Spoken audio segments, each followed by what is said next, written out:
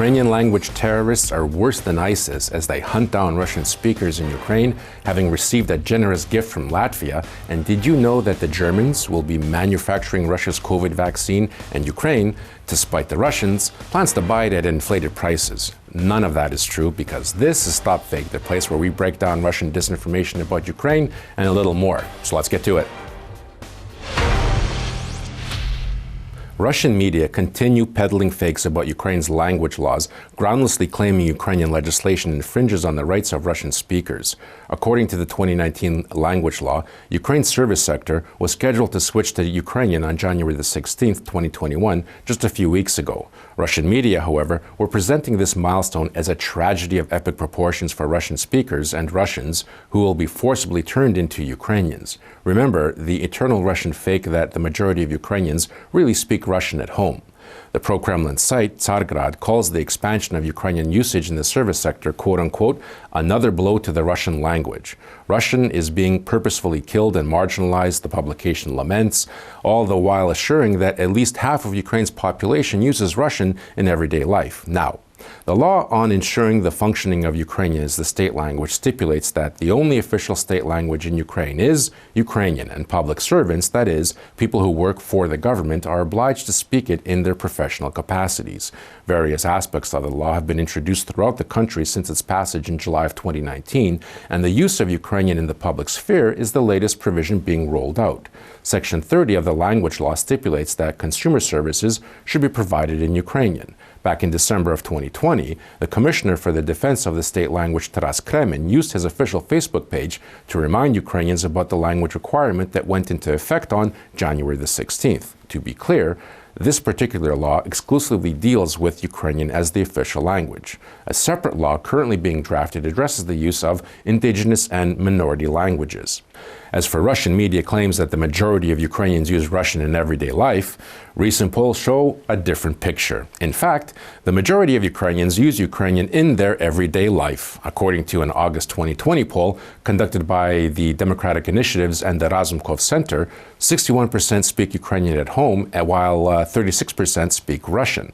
Asked if they thought Russian speakers' rights were being violated in Ukraine, 52% said no. 26% said they are violated in certain situations, and 10% said they are violated constantly. Another poll conducted by the Razumkov Center in July of 2020 on the socio-political situation in the country asked people how the Ukrainian and Russian languages should coexist in Ukraine. 64.5% said Ukrainian should be the only official language, with Russian being freely spoken. 17% said Ukraine should be the state language, but Russian can have official status in certain regions, and 15% said both languages should be official languages. Snitching, denunciations, language Gestapo. These are the epithets several Russian publications used in their stories about Ukraine, taking a lesson from Latvia's experience in establishing and solidifying Latvian as that country's state language. Taras Kremen, the Commissioner for the Protection of the State Language, advocates the development of a mobile app through which Ukrainians can leave complaints when they note violations of the law on the use of Ukrainian in public spaces. Russian media immediately raised the alarm about the quote-unquote oppression of Russian speakers, the destruction of the Russian language in Ukraine, and accused Kremen of returning to Stalinist terror in Ukraine. Kremen held an online conference with his Latvian counterpart, Maris Baltins, at the end of November of last year that focused on Latvia's experience in implementing a language legislation as a possible model for Ukraine. In 2018, Latvia enacted laws for the gradual switch to Latvian language teaching in schools, a move that angered Latvians' Russian minority as well as Moscow. Kremen proposed the creation of an app that would allow posting messages in cases where Ukrainian was not adhered to in public places, or conversely, provide an opportunity to thank all the public institutions who were using Ukrainian. At no time during the online meeting between Kremen and Baltins was there any mention of eradicating the Russian language, establishing a linguistic dictatorship, or any other extreme measure allegedly directed against Russian speakers. In fact, Latvia has been using an app like the one Kremlin described for several years. The Language Friend app does not allow anonymous reports. A person has to go through an identity confirmation process in order to leave comments. And complaints or compliments must be accompanied by evidence, like a photo or a video. These comments are automatically sent to the Latvian State Language Center, where staff decides on a proper response. The application provides an opportunity for the public to participate in the activities of the State Language Center by conveniently and quickly sending a message about a possible violation of the state language or, on the contrary, praising a Latvian-friendly company, press, or website. Immediately after the launch of the Latvian app, Russian media launched a full frontal attack on this Latvian initiative, claiming the app helps Latvians snitch on Russians. The bottom line is, Latvia's Language Friend app or the Ukrainian language law are in no way creating a Stalinist terror environment, as Russian media claim. Ukraine's language law regulates the use of Ukrainian in all spheres of public life. It does not dictate the language of personal communication or religious worship. Non-compliance with the law results in administrative fines, kind of like a parking ticket, but those fines will begin to be enforced only in July of 2022. There is no criminal liability for violations of certain sections of the law. Claims to that effect are another Russian media myth.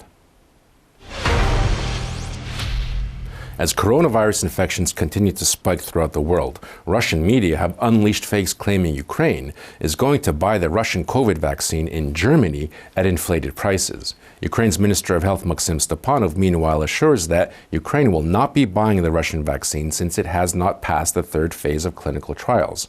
Minister Stepanov said, quote, "There's nothing to talk about. We will buy the Russian vaccine or not. There's nothing to buy." Now, there is no confirmation that Russia's Sputnik COVID vaccine will in fact be produced in Germany. In an interview with the Russia 24 television channel, the director of the Russian Direct Investment Fund, Kirill Dmitriev, said, quote, "Perhaps we will produce our vaccine in Germany." The German broadcaster Deutsche Welle's Russian service asked Mr. Dmitriev to provide some details as to who in Germany would be producing the Sputnik vaccine and why, but they received no additional information. Ukraine is expected to make its initial vaccine purchase of 1.2 million doses in the first half of 2021. Health Minister Stepanov noted that Ukraine is a member of the COVAX mechanism, a global initiative that brings together governments and manufacturers to ensure eventual COVID-19 vaccines reach those in greatest need, whoever they are and wherever they live. Some 20% of the Ukrainian population, about 8 million people, will get their vaccines through the COVAX initiative. That's it for this week. Be vigilant, stay safe, and be on the lookout for fakes. Wearing a mask, washing your hands, and social distancing will protect you from the coronavirus, but critical thinking will protect you from Russian disinformation. And if you spot any disinformation about Ukraine, forward it to us for a truth autopsy. I'm Marko Suprun, and this is StopFake. Thanks for watching.